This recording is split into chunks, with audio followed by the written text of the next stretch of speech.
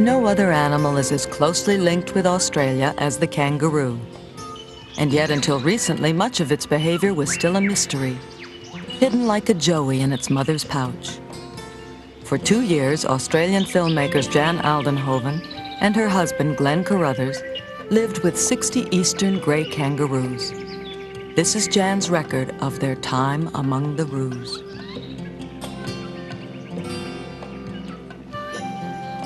During those years, we came to know all of the animals by sight. This is Columbine, an older female with a distinct personality.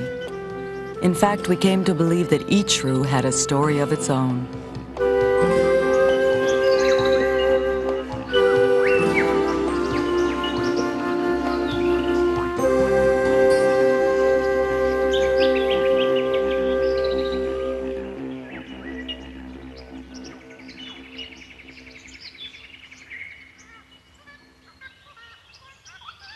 A team of biologists has studied the kangaroos in this farming region of New South Wales for 15 years.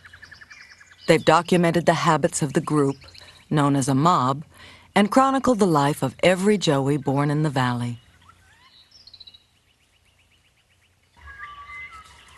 Columbine, one of many expectant mothers this summer, is about to give birth.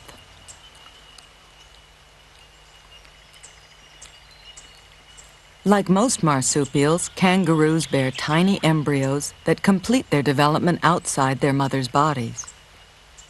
Just a month ago, Columbine's infant was only a fertilized egg. Yet, in a few moments, it will emerge from the birth canal and have to climb the length of her belly to reach her pouch.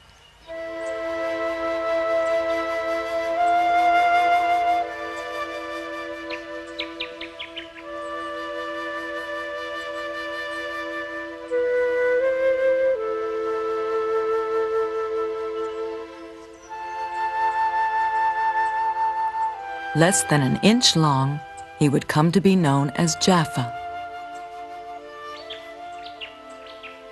Having clawed his way out of the birth sac, he will scramble to safety without assistance.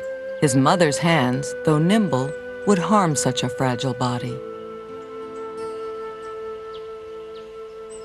Blindly, he heads upwards, grabbing fistfuls of fur.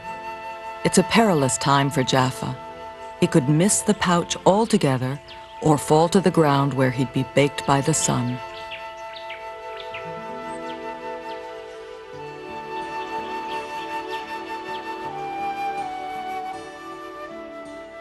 Inside at last, he attaches himself to a nipple.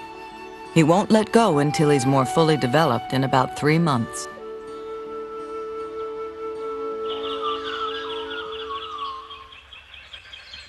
Winter in the valley is a time of frosty nights and crystalline days.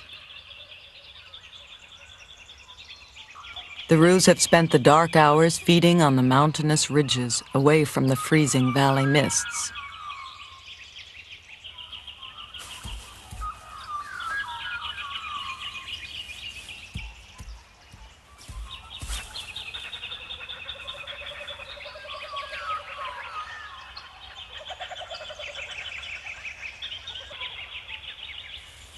As soon as dawn reaches the lower slopes, they head down to graze in the morning sun.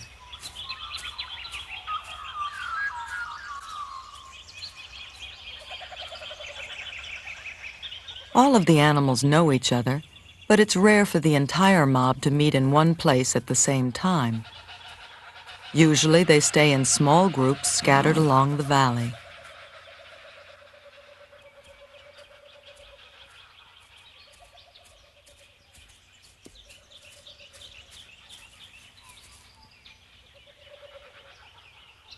Females seek out their friends and relatives. These are more than just social gatherings. They're also a good defense against predators.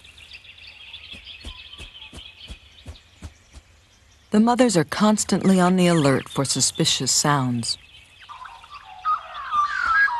A magpie caroling means all is well.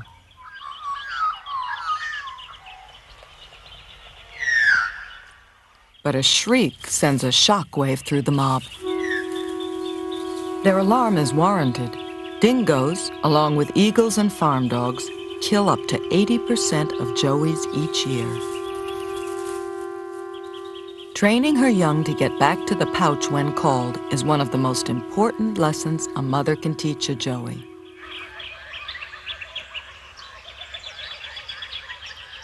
This is Sunshade. Like the little male Jaffa, she was born 5 months ago in summertime. Her mother, Eucalypt, spends mornings instructing her in the ways of kangaroos. Sunshade seems eager to get out and explore, but her mother has total control and pulls tight. She'll only relax her pouch when she's certain there's no sign of danger.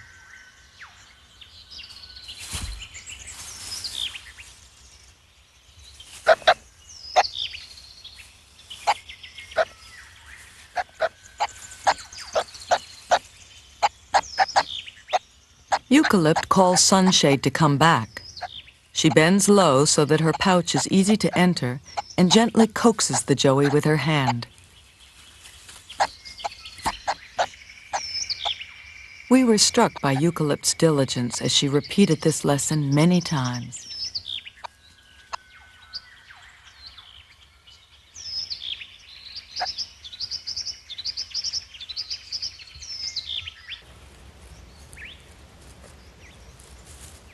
Columbine has a more casual attitude towards mothering. Jaffa is still bewildered by her anatomy. He can't find her pouch, and there's no guiding hand to help. Perhaps Columbine's nonchalance will foster independence in her son, but it's risky. All 8 of her previous joeys have died, and right now Jaffa is so confused he'd never make it to safety if a dingo attacked.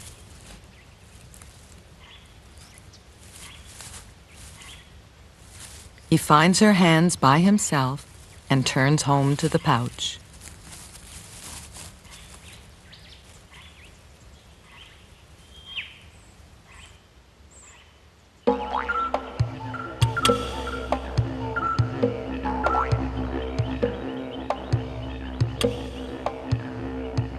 Though most of the valley's kangaroos only live about 12 years, the top male is known as the old man.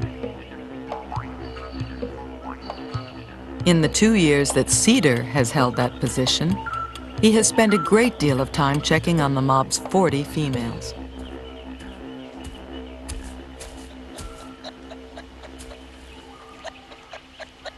Each doe has her own cycle, and it's up to Cedar to keep track of them all.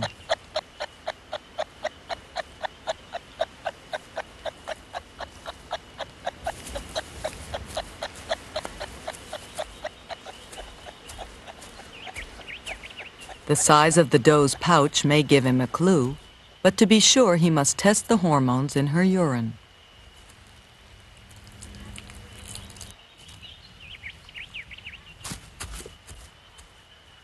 If she's likely to be receptive in a matter of days, he'll stay. Otherwise, he moves on.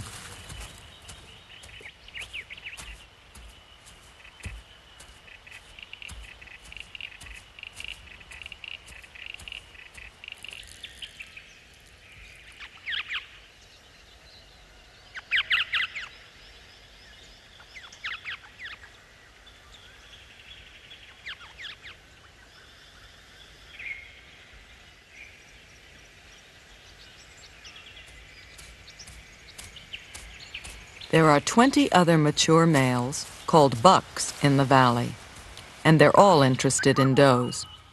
When Cedar meets them on his rounds, they must defer to him or he will fight them. To acknowledge his authority, they should jump to, then crouch low and cough.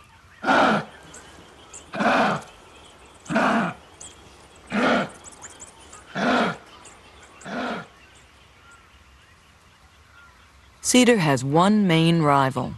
His name is Ursid, and he seems unimpressed by the old man. To force Ursid's response, Cedar arches his back and struts on his toes, exaggerating his size and strength. Flexing his muscles, he sweeps scent from his chest across a tuft of grass.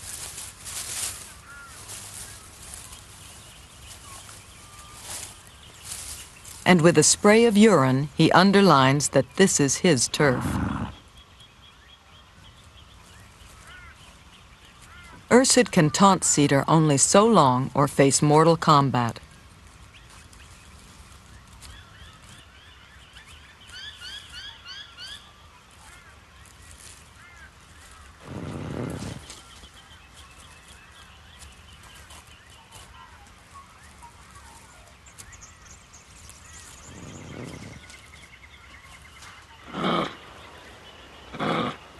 Today, he's not willing to chance it, but the day is coming when he will no longer tolerate Cedar's dominance.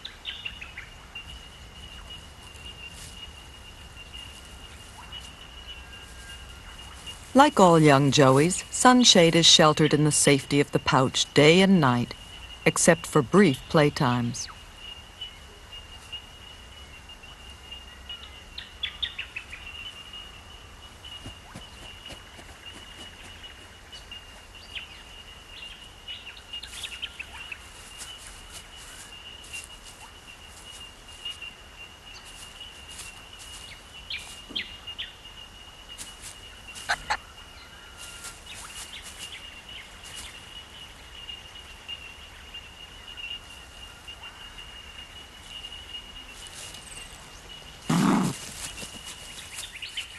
Eucalypt keeps her daughter from roaming with a series of soft clucks.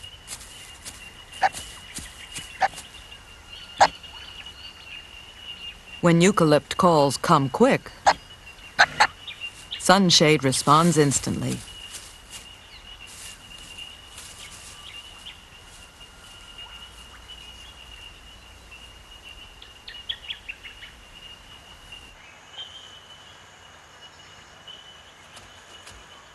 Columbine seems less concerned about Jaffa's whereabouts.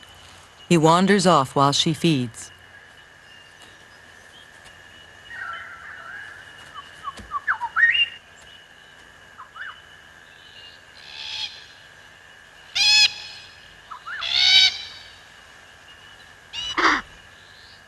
Frightened, Jaffa calls for his mother. But once again, she's slow to respond. He must find his way home without her assistance.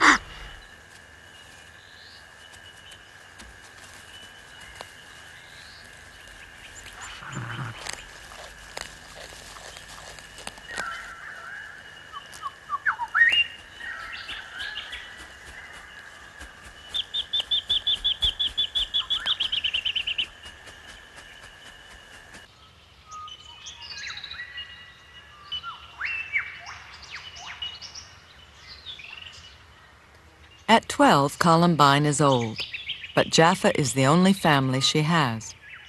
The younger Eucalypt has many relatives, all descended from her mother, Dew. With exceptional parenting skills, their clan has grown to 11 strong, the largest in the valley. And it thrives because does with relatives nearby have more success raising offspring.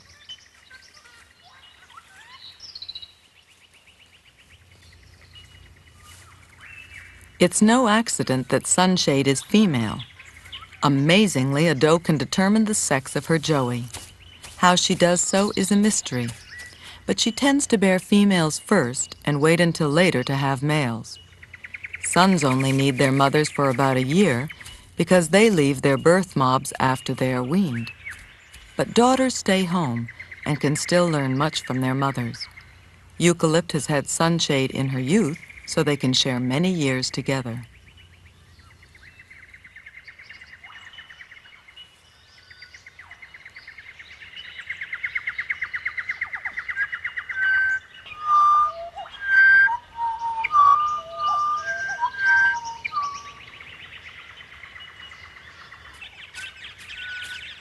At 8 months, Jaffa was a bit scrawny for his age, but we still thought he seemed full of curiosity and pluck.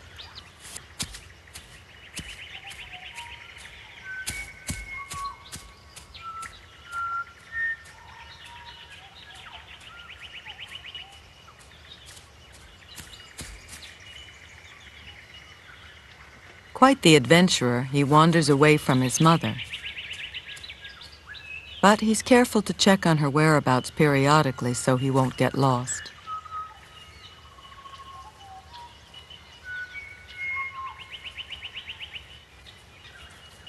In 10 months, Jaffa should leave his mother. He'll travel to new valleys and eventually join a different mob. Likewise, bucks from outside the valley settle here. This migration of males ensures that brothers don't mate with sisters. Of course, Jaffa doesn't have any sisters. Soon he won't ride in Columbine's pouch anymore. Then it will be up to him to outrun the dingoes. For the next several weeks, we watched him practice his stride every day with what seemed like boundless joy.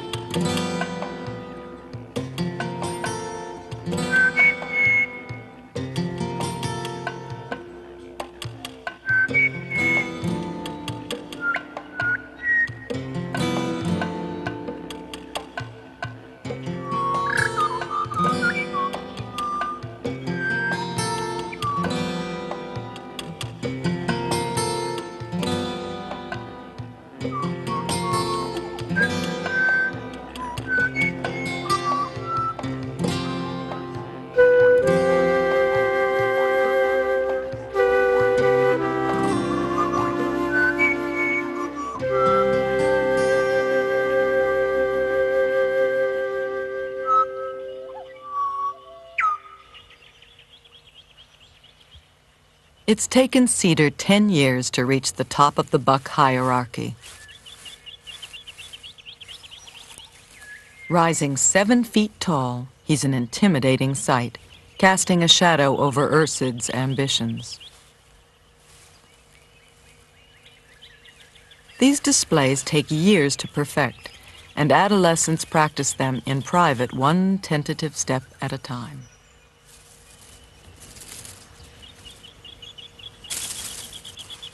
This youngster has not yet mastered swiveling his chest on the ground, the most impressive form of scent marking. They graduate to drilling with their peers. Pegasus shows much promise, and the younger male is watching every detail.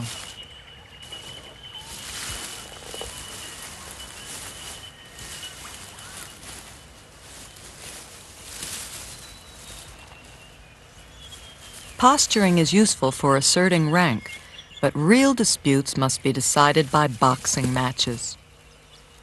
We often saw El Niño sparring with this 2-year-old in preparation for some future fight. Mostly they wrestle, keeping their heads back to protect their eyes. They're still not very good at kicking, but as they get older, their tails will become strong enough to stand on. And then the power of those hind legs will be truly lethal.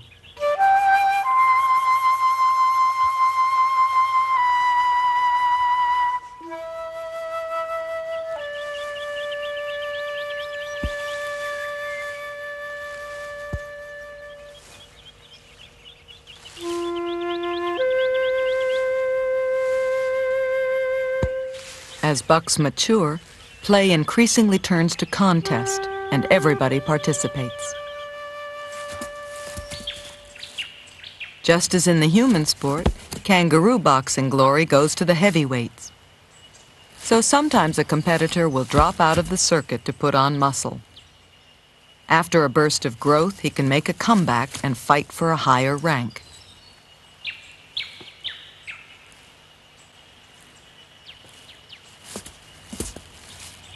They have their own way of scoring points, and whoever loses acknowledges with a cough.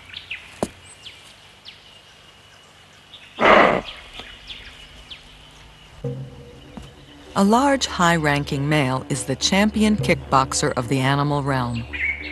His kicks can cause massive internal injury, and his raking toenails can disembowel an opponent.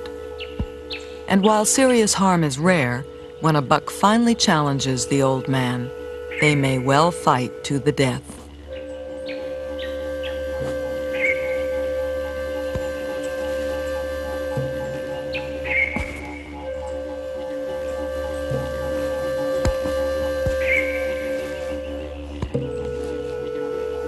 In a way, the mob is like two societies: the females, who are in a continual cycle of caring for the young, and the males who devote their entire lives to battling for that next notch on the hierarchy.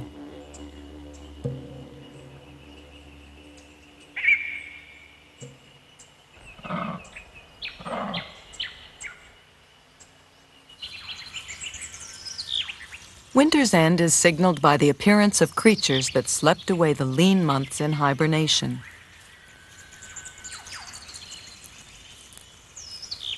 The roos have forgotten whether this echidna is friend or foe.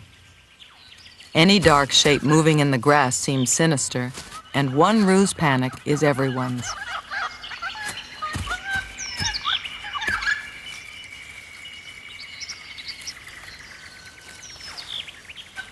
Never one to be influenced by the crowd, Columbine has stayed to investigate.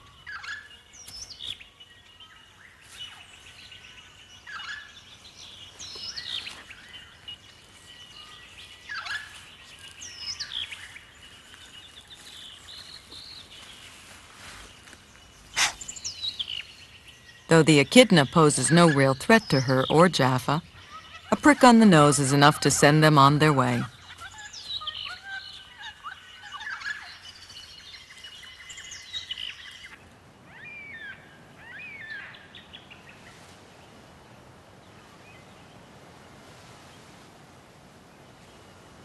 At 10 months, Sunshade weighs 12 pounds, too large to travel in her mother's pouch.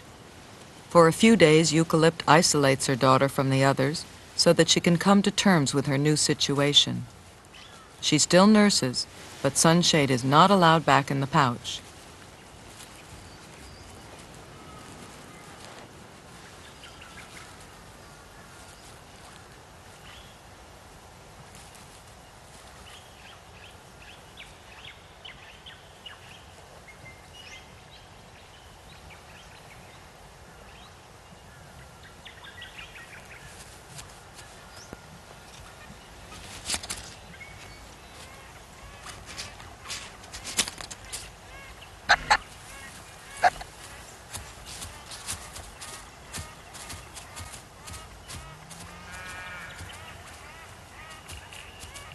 During their daily outings with their mothers, the Joeys are learning the haunts and byways of their corner of the valley intimately.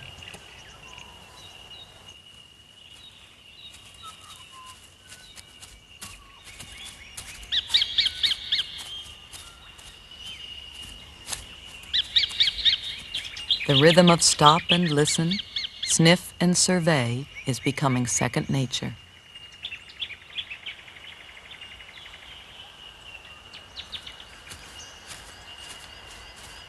Eucalypt and her daughter visit the local landmarks as well. The upturned roots of this once mighty tree form a cave. Occasionally used for mating, it's an important site for the mob.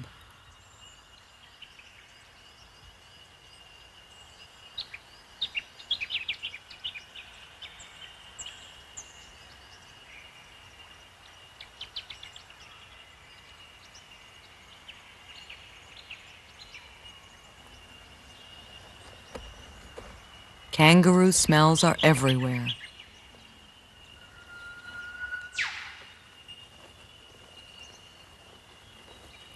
Within a few days, Eucalypt will give birth again. She conceived many months ago, but only now is the resulting embryo activated. This ability to store an embryo and trigger its development allows Mother Roos to bear a new joey as soon as their last one is out of the pouch.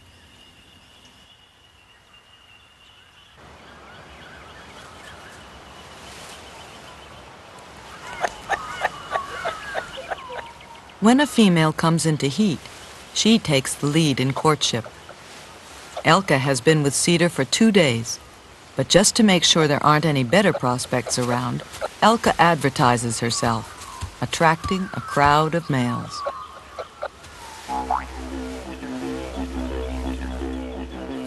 None is as large as the old man, but each hopes to usurp him. Cedar reminds them of his dominance, hoping to thwart their advances.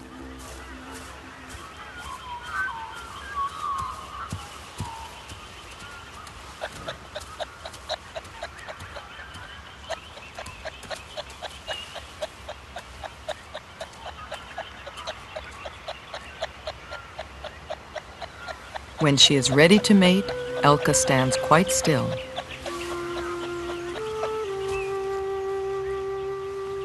Once they're coupled, Cedar will be vulnerable, and Elke could get hurt if there is trouble.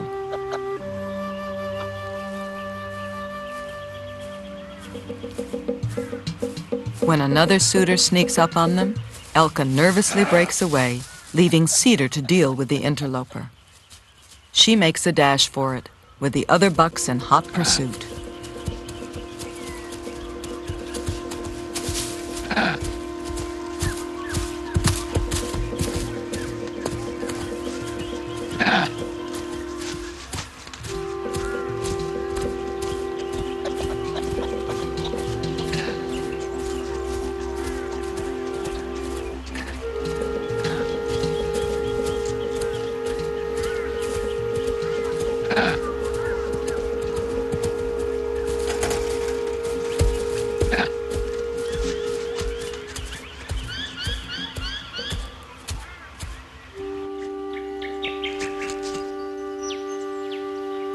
By the time Elke reaches the tree cave, Cedar isn't far behind.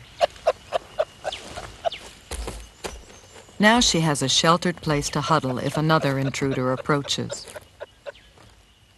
And if one should try to mount her in here, he'd crack his head on the roof.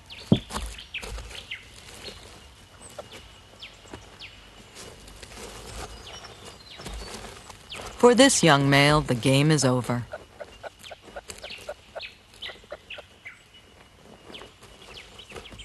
With a safe retreat at hand, Elke is ready to try again. Courtships are as different as the animals themselves, changing according to personalities and the circumstances of the day. Though Cedar will father most of the mob's young, his high status by no means guarantees him a quiet, orderly mating. For Elke's part, she has secured the best genes available for her next joey.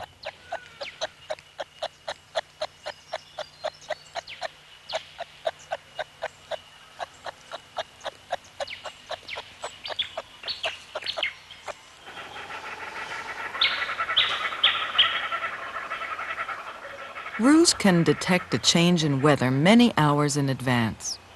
On a windy spring day like this, everyone sets off at dawn for the bottom of the valley.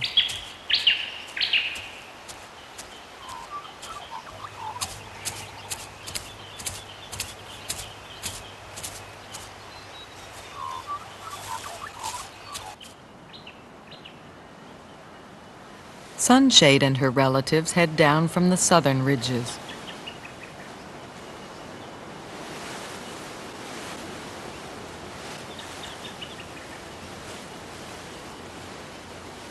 The winds drive the mob together in a protected river flat. The roaring blast is enough to drown out a dingo's approach, but from this vantage point they can scan the slopes for danger. With so many mothers to share the watch, Some can even relax. The day blossoms with possibilities for joeys like Sunshade to meet strangers from the other end of the valley. The roos sniff each other in greeting.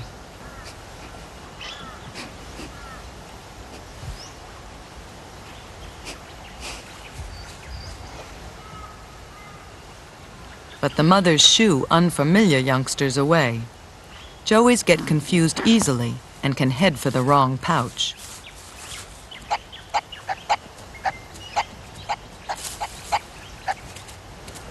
As latecomers hurry down, the gathering is inevitably becoming a social event. Ursid and the other bucks are taking advantage of having so many does in one place.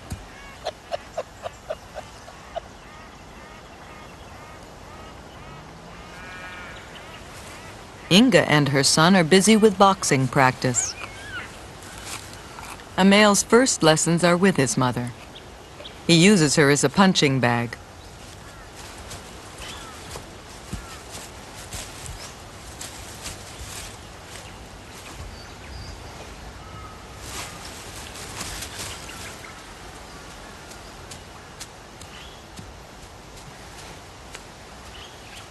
Later, he will knock around in a gang, like El Niño and his friends.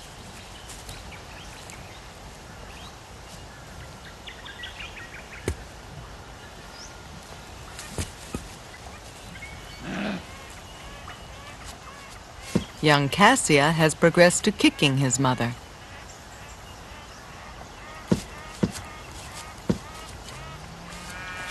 Small wonder does wait to have sons. But if her boy advances to top male, he can in 1 year carry a mother's genes to more offspring than a daughter could in a lifetime. Very few bucks make that grade, but if they do, it'll be worth every kick.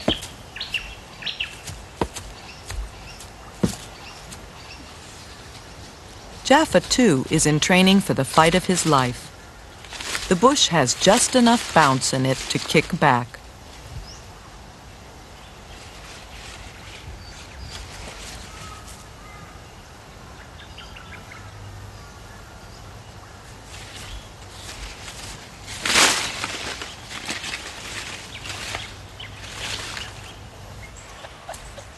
Meanwhile, Ursid and another large male are busy getting acquainted with more females.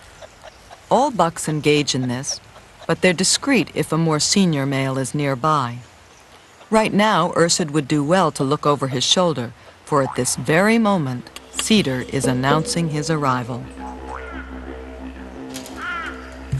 For 2 years, Ursid has been chafing to be top male, but the timing of his challenge to Cedar is crucial. At this level of competition, defeat could well mean death. As Cedar strides past Ursid, each sizes up the other's condition. The two first met 6 years ago and virtually learned how to fight together. Now the younger Ursid looks ready to overthrow the old man.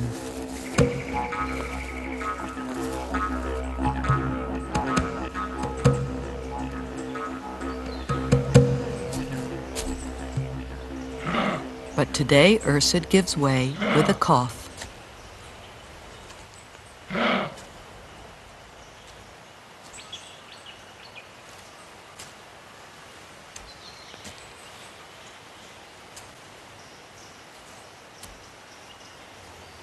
Three days later, the winds would bring them together again.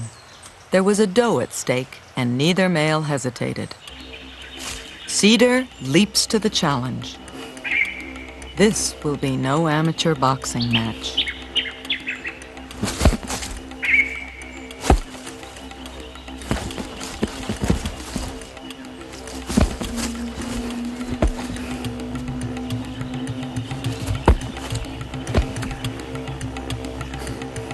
The old man crouches, eyeing his opponent. Now all the things they've learned together will be pitted against one another.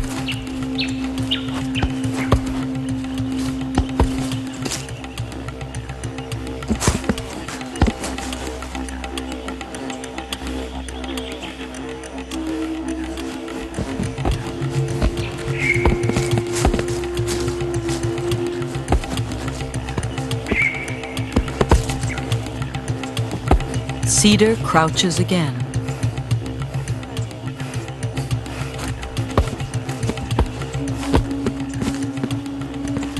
He grabs Ursid in a headlock, and he's driving home the kicks.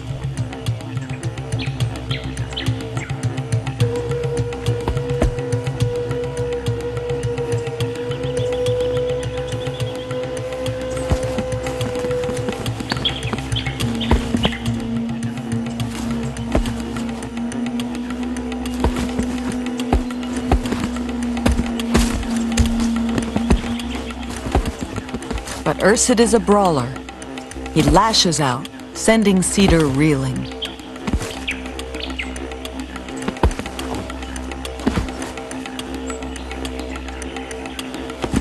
Ursid pounds him mercilessly and takes the upper hand.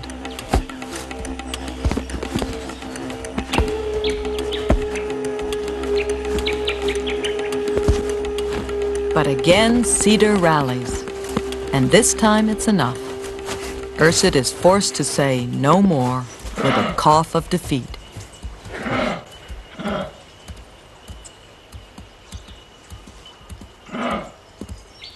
Though Cedar won the match, you could say it was a split decision. The opponent's skills were so closely matched that Cedar's victory was fragile at best. Tension would persist for months until unexpectedly they divided the valley between them.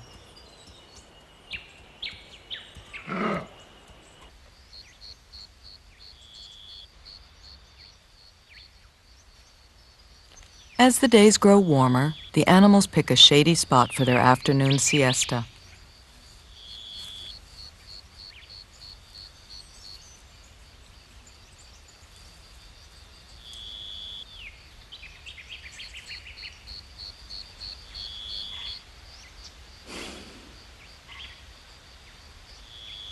They catch their rest while the dingoes are in their lairs, but always with half an ear cocked for daytime predators.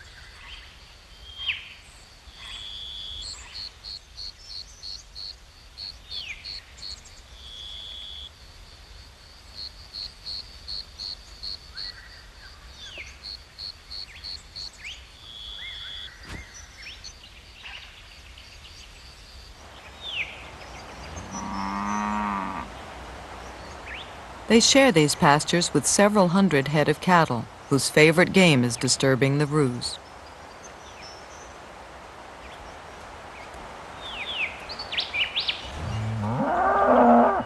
There's no arguing with such imposing adversaries.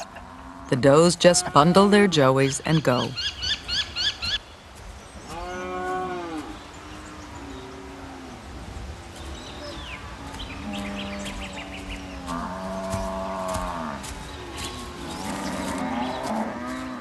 Usually everything is fairly orderly when roos move on to another grove, but this afternoon something goes wrong.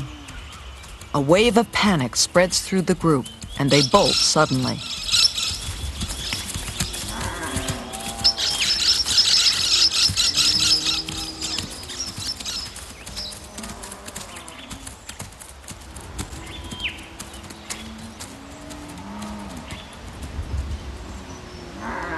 One little soul is left behind.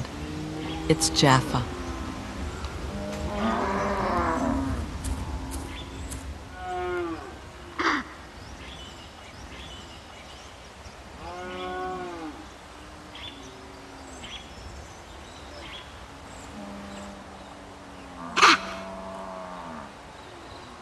Most joeys get lost in their first month out of the pouch.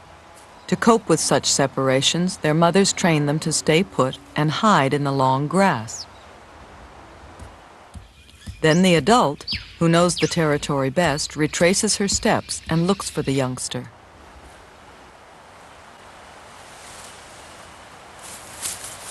Jaffa can't seem to wait. Perhaps this is another lesson he just didn't learn, but his wandering will only make Columbine's search more difficult.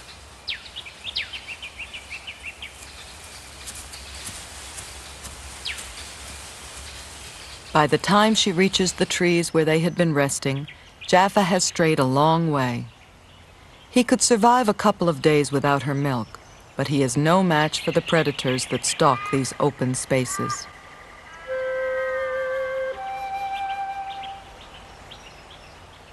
As the hours pass, Columbine seems more distraught and calls repeatedly for her son.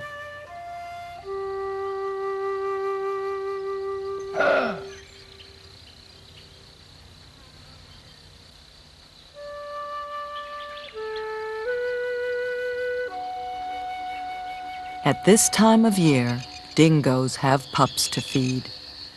The setting sun is no friend to Jaffa as it sends his enemies on the hunt.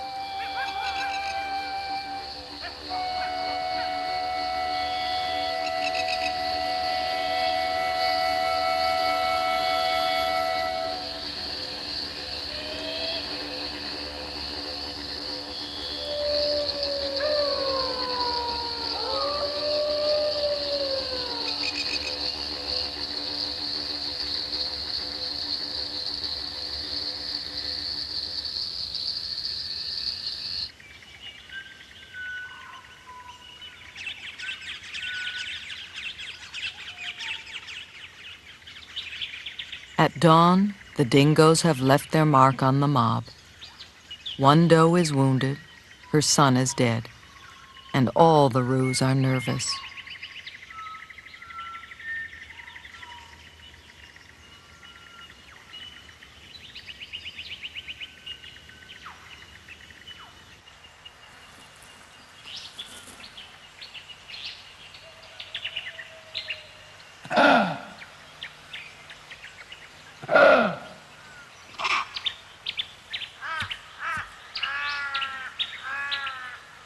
Jaffa, too, has been attacked, though he has somehow escaped with his life.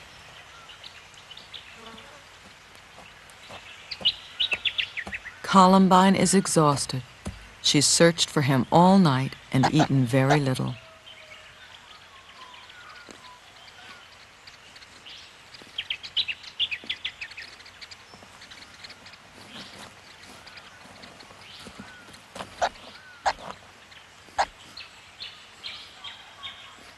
I cannot imagine the horrors of Jaffa's night. His nose is badly mauled. Bubbles of blood are making his breathing difficult. The back of one ear is torn. Their ordeal is not over, for it's hot and exposed in this burnt hollow.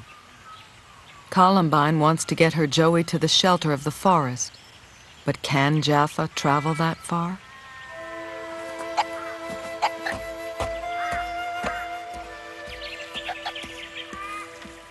Mustering all of his strength, he is determined to keep up.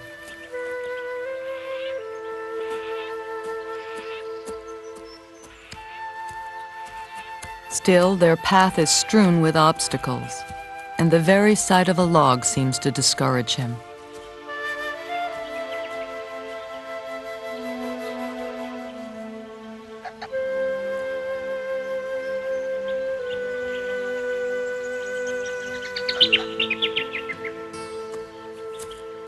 His last hurdle overcome, Jaffa sets off more strongly.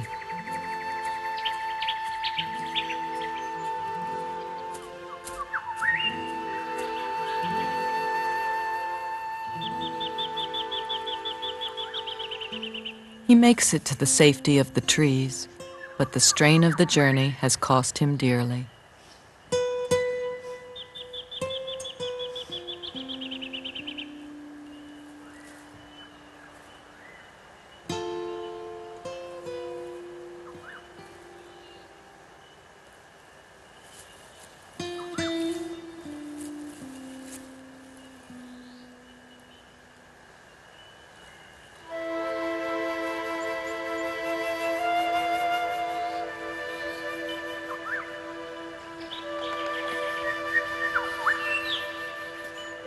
By late afternoon, Columbine was feeding a short distance away.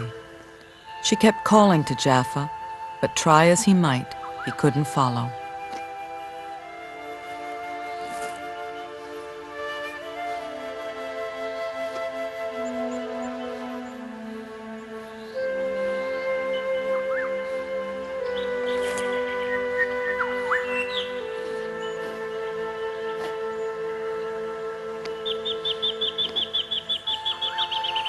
too sore and bewildered, he couldn't suckle.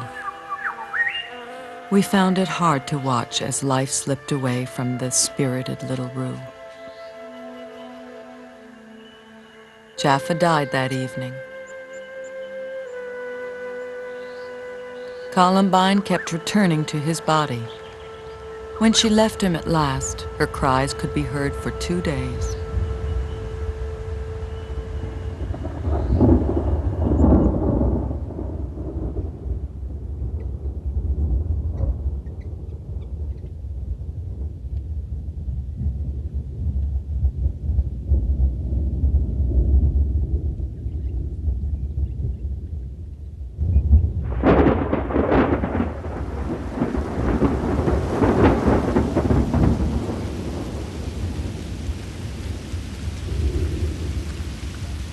Jaffa's fate was not unique.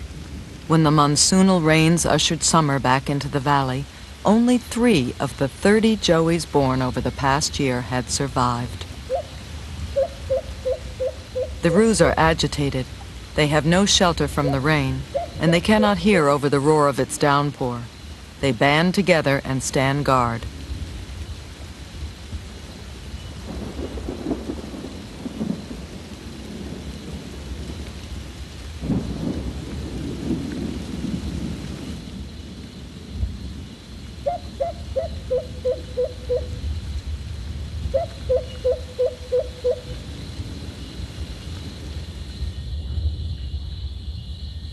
Sunshade has weathered the storm.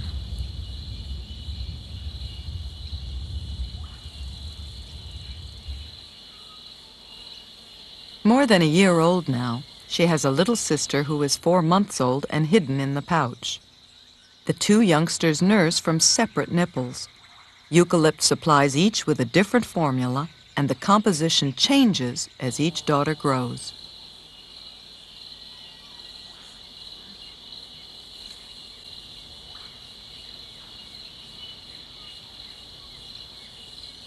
It won't be long now until Sunshade will be weaned altogether. Her daily milk ration is becoming a burden for her mother.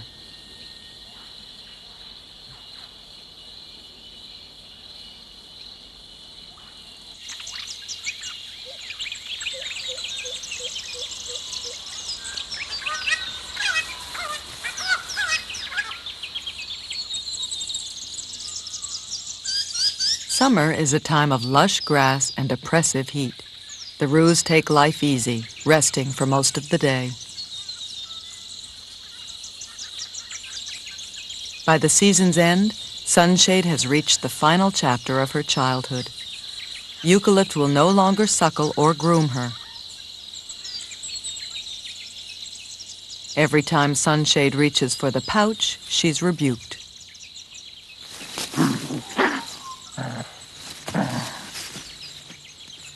She keeps trying to win her mother over, but it's no use.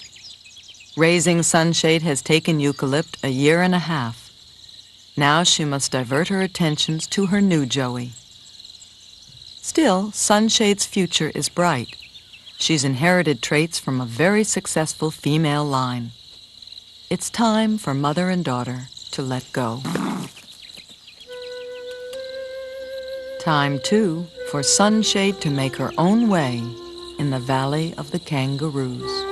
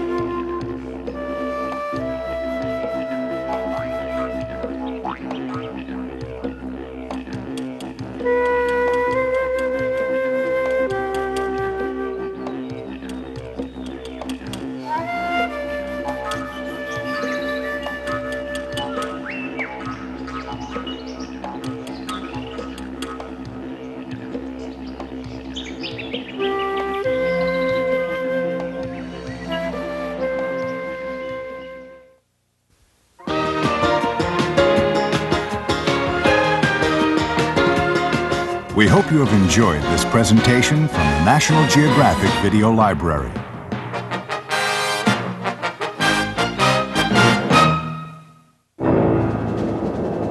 Welcome to the Earth's watery kingdom. In these depths, there is only one ruler, and you are his guest. Join a feeding frenzy with a group of white-tipped gray sharks.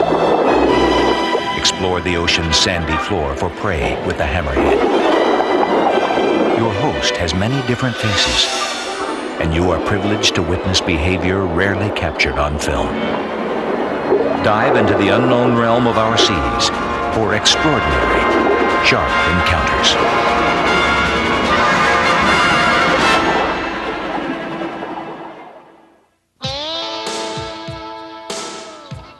Think you have what it takes to brave Alaska? Where an average winter day could be 50 below zero, and your closest neighbor could be 50 miles away. Where the mail only comes 3 times a year, but there are more recipes for moose than you can count. Sound tough? It is. But that's a small price to pay for independence, and you've got to be tough if you're braving Alaska.